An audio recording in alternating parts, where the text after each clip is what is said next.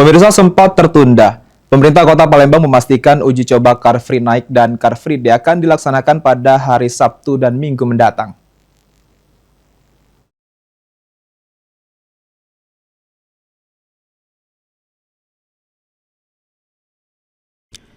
Pemerintah Kota Palembang menyatakan kesiapan pelaksanaan uji coba Car Free Night dan Car Free Day pada akhir pekan ini.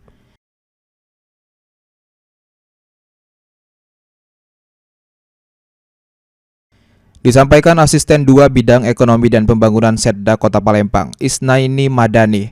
Sejauh ini persiapan untuk uji coba Car Free Night maupun Car Free Day sudah berjalan dengan cukup baik.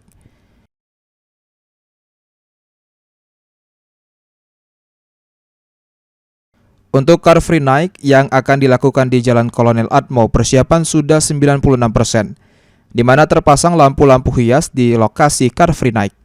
Serta juga nantinya akan menampilkan beragam atraksi seni dan budaya dari 30 komunitas, serta 240 UMKM kuliner di sepanjang jalan tersebut.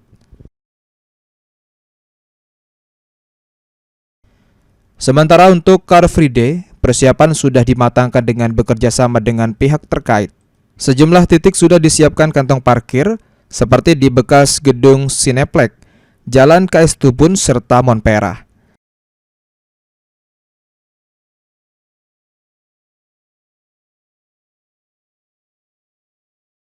Tentu terus kita persiapkan, alhamdulillah sudah 90% lah.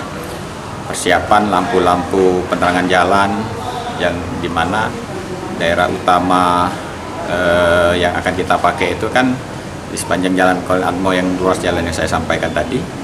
Itu lampu-lampu PJU, lampu jalannya itu akan kita robah lumensinya, daya terangnya menjadi 120 watt semua. Jadi nanti sangat terang sekali, di mana nanti di bawah lampu PJU itu akan kita